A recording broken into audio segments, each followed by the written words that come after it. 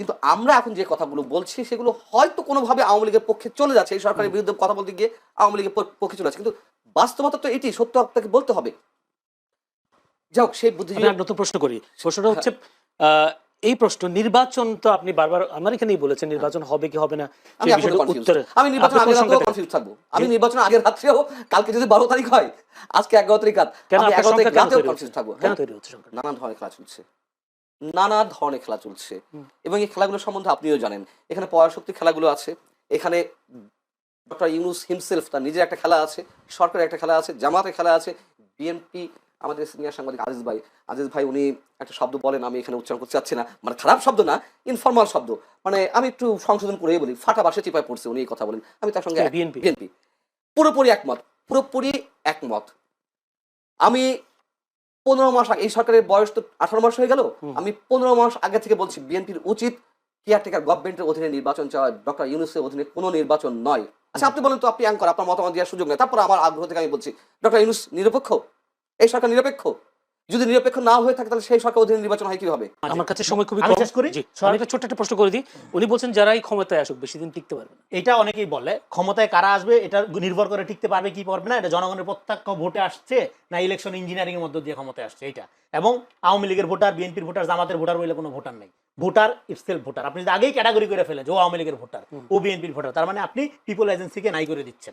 ফলে ভোটারকে ক্যাটাগরাইজ করা যায়। বাস্তবতা, এটা বাস্তবতা। ডেফিনেটলি বাংলাদেশ তো বিভাগে বিভক্ত। নো, বাংলাদেশ বহুভাগে বিভক্ত। মেজরলি মেজর আমরা শেষ করি। ধরেন আপনি, এটা ডেমোক্রেটিক বিউটি কি জানেন? ডেমোক্রেটিক বিউটি হলো আপনি আওয়ামী লীগ করলেও, আপনি বিএনপি করলেও, জামাত করলেও, ভোটের আগ পর্যন্ত আমি আপনাকে আওয়ামী লীগ ভোটার, বিএনপির ভোটার, জামাত ভোটার আগে আইডেন্টিফাই করব না।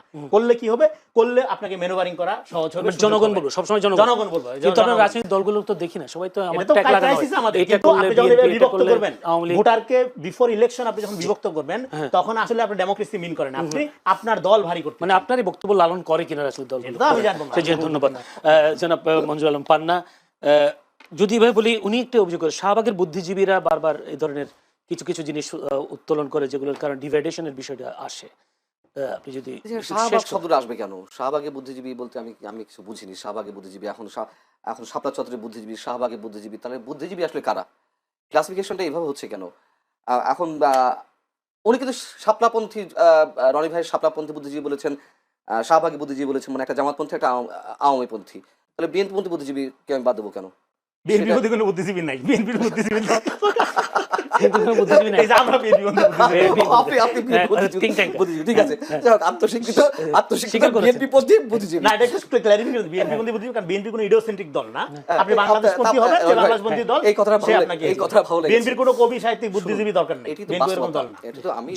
জনগণের দল। রনি ভাইকে একটু খুঁচা দিয়ে কথা বললাম, এটা তো বাস্তবতা। দেখুন, আমি শাহবাগী বুদ্ধিজীবী বলি না, ওই শব্দটা অনেকে গালাগালি পর্যায়ে নিয়ে গেছে বা ওইভাবে ইউজ করতেছে, এখন, আগে ছিল না, সাম্প্রতিক সময়টি হয়েছে।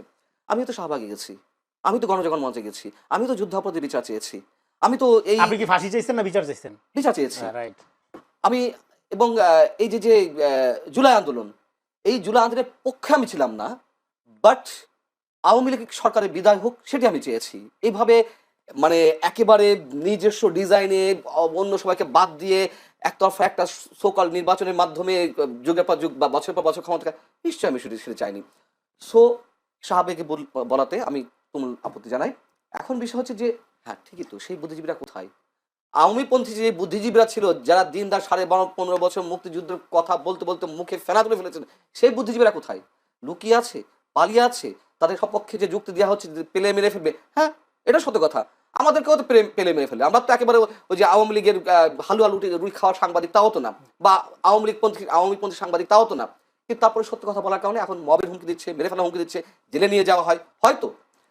কিন্তু আমরা এখন যে কথাগুলো বলছি সেগুলো হয়তো কোনোভাবে আওয়ামী লীগের পক্ষে চলে যাচ্ছে, এই সরকারের বিরুদ্ধে কথা বলতে গিয়ে আওয়ামী লীগের পক্ষে চলে যাচ্ছে, কিন্তু বাস্তবতা তো এটি, সত্য আপনাকে বলতে হবে। যাক, সেই বুদ্ধিজীবী নতুন প্রশ্ন করি। প্রশ্নটা হচ্ছে এই প্রশ্ন নির্বাচন তো আপনি বারবার আমার এখানেই বলেছেন নির্বাচন হবে কি হবে না, আমি নির্বাচন আগের রাতেও কনফিউজ থাকবো। আমি নির্বাচন আগের রাত্রেও, কালকে যদি 12 তারিখ হয়, আজকে 11 তারিখ রাত, আমি 11 তারিখ রাতেও কনফিউজ থাকবো। কেন তৈরি হচ্ছে সংখ্যা? নানান ধরনের খেলা চলছে, নানা ধরনের খেলা চলছে, এবং এই খেলাগুলো সম্বন্ধে আপনিও জানেন। এখানে পরাশক্তি খেলাগুলো আছে, এখানে ডক্টর ইউনূস হিমসেলফ তার নিজের একটা খেলা আছে, সরকারের একটা খেলা আছে, জামাতের খেলা আছে, বিএনপি, আমাদের সিনিয়র সাংবাদিক আজিজ ভাই উনি একটা শব্দ বলেন, আমি এখানে উচ্চারণ করতে চাচ্ছি না, মানে খারাপ শব্দ না, ইনফরমাল শব্দ, মানে আমি একটু সংশোধন করেই বলি, ফাটা বাসে চিপায় পড়ছে, উনি এই কথা বলেন, আমি তার সঙ্গে বিএনপি বিএনপি পুরোপুরি একমত, পুরোপুরি একমত। আমি 15 মাস আগে, এই সরকারের বয়স তো 18 মাস হয়ে গেল, আমি 15 মাস আগে থেকে বলছি বিএনপির উচিত কেয়ারটেকার গভর্নমেন্টের অধীনে নির্বাচন চাওয়া, ডক্টর ইউনূসের অধীনে কোনো নির্বাচন নয়। আচ্ছা আপনি বলেন তো, আপনি অ্যাঙ্কর, আপনার মতামত দেওয়ার সুযোগ নেই, তারপর আমার আগ্রহ থেকে আমি বলছি ডক্টর ইউনূস নিরপেক্ষ, এই সরকার নিরপেক্ষ? যদি নিরপেক্ষ না হয়ে থাকে তাহলে সেই সরকার অধীনে নির্বাচন হয় কিভাবে? এবং যতগুলো সিমটম দেখা যাচ্ছে, যদি আল্লাহর কোনো স্বয়ং সৃষ্টিকর্তার থেকে কোনো ঐশী বাণী নাজিল না হয় ডক্টর ইউনূসের কাঁধে, তাহলে এই নির্বাচন সুষ্ঠু নিরপেক্ষ হওয়ার কোনো লক্ষণ নেই, কোনো লক্ষণ নেই। চ্যালেঞ্জ করে যাচ্ছি, খোদ সৃষ্টিকর্তার ঐশী বাণী নাজিল হতে হবে ডক্টর ইউনূসের উপরে। উনি দাঁড়িয়ে দাঁড়িয়ে বলবেন তরুণদের মধ্য থেকে অনেকে এমপি নির্বাচিত হবেন, উনি তরুণদের দল মানে এনসিপির ভিতর থেকে কেউ কেউ শিক্ষামন্ত্রী, উনি তো গভর্নমেন্ট ফর্ম করে দিচ্ছেন, উনি তো গভর্নমেন্ট ফর্ম করে দিচ্ছেন। তা এই লোক কিভাবে নিরপেক্ষ হয় আমি তো বুঝলাম না।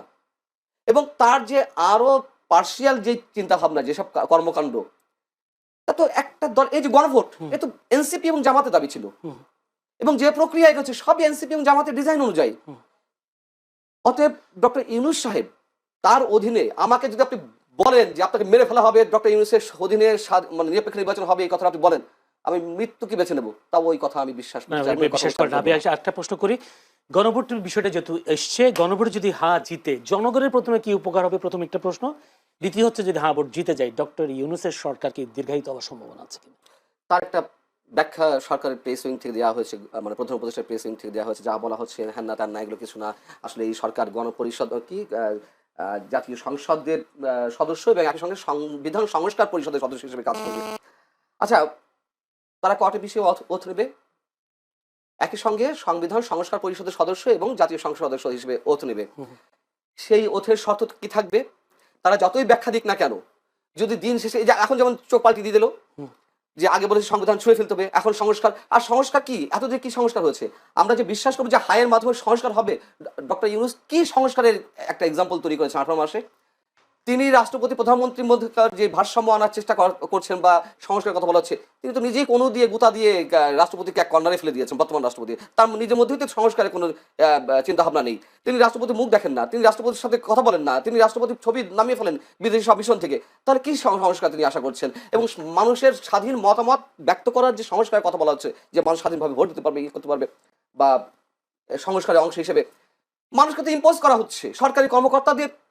আপনি নির্বাচনের পরিচালনা যাবেন, এটি সংস্কার অংশ। হ্যাঁ, পরে আবার বিড়ালের মতো লেজ গুটিয়ে নিল কেন? যখন নির্বাচন কমিশন বললো যে না, সরকারি কর্মকর্তা নির্বাচন পরিচালনা চালাতে পারবে না, তখন আবার কেন বাঘের হুঙ্কাটা মিউর মতো, মানে বিড়ালের মতো মিউ কণ্ঠ হয়ে গেল? তামাশা, ফাজলামো। জি, ধন্যবাদ আপনাকে জনাব রেজাউল করিম রনি। যদি এইভাবে বলি, এইবারে নির্বাচনে বিএনপি ফাটা বাঁশের চাপে পড়েছে, এই প্রশ্নটা যে কি বিএনপির ব্যাপারে হাসিনার যে প্রেডিকশন, হাসিনা যেভাবে আন্ডারমাইন করছে, এখনো একটা গ্রুপ এভাবে আন্ডারমাইন করে বিএনপিকে। এটা করা একটা স্বভাব, কারণ হলো বিএনপির কোনো বুদ্ধিজীবী নাই, বিএনপির কোনো ন্যারেটিভ পলিটিক্স নাই। হ্যাঁ, বিএনপি শুধু আছে হলো মানে বিপুল জনসমর্থন, নেতাকর্মীদের অনেক সমস্যা সব আছে, এই কারণে বিএনপিকে আন্ডারমাইন করা এটা খুব স্বাভাবিক। এটাকে আমি মঞ্জুরুল করিম পান্না এটা আন্ডারমাইন করছেন, অবশ্যই আন্ডারমাইন করছে। বিএনপি জানে, ধরেন হাসিনার আমলে যে ইলেকশনগুলো, এগুলো বিএনপির পক্ষে মানুষ রায় দিয়েছে, হাসিনা ইলেকশন বর্জন করার মধ্য দিয়ে বিভিন্ন সময়।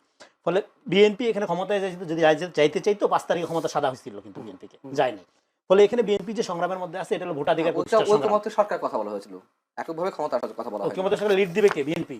খবর শক্তি নিয়ে, হ্যাঁ। তো এবং তারেক রহমানকে অফার করা হয়েছিল প্রধান হওয়ার জন্য। যাই হোক, তো আপনার সে যেহেতু নাই ক্ষমতা, তার উদ্দেশ্য ছিল 18 বছর ধরে সে যে আন্দোলন আছে, ভোটাধিকার প্রতিষ্ঠার আন্দোলন। এইবার এই ভোটাধিকার প্রতিষ্ঠার আন্দোলনে আপনি ছলে বলে কৌশলে ভিতরে থাকা প্রো আওয়ামী ইস্টাবলিশমেন্ট এবং নতুন করে যুক্ত হওয়া গুপ্ত, দুইটা মিলা যদি আপনি মনে করেন যে হ্যাঁ একটা হাসিনা টাইপের মেকানিজমকে কাজে লাগে ক্ষমতা নেবেন, ওকে, বিএনপির লোকজন তখন পপকর্ন নিয়ে বসে দেখবে খেলা, আপনারা দেখেন, অসুবিধা নেই। তো এখানে ভোটাধিকার দেখেন, ইলেকশন রিগিং করা খুবই সহজ, কারণ এই মেকানিজমটা হাসিনা তৈরি করে থেকে গেছে, উনি ঠিকই বলছে। কিন্তু এখানে মূল কাজটা কি? আমাদের ভোটাধিকার প্রতিষ্ঠা করা। এই জন্যই তো জনগণ লম্বা সময় ধরে আন্দোলন করছে, এই জন্যই তো গণ অভ্যুত্থান, হাসিনার এই পরিণতি, তাই না?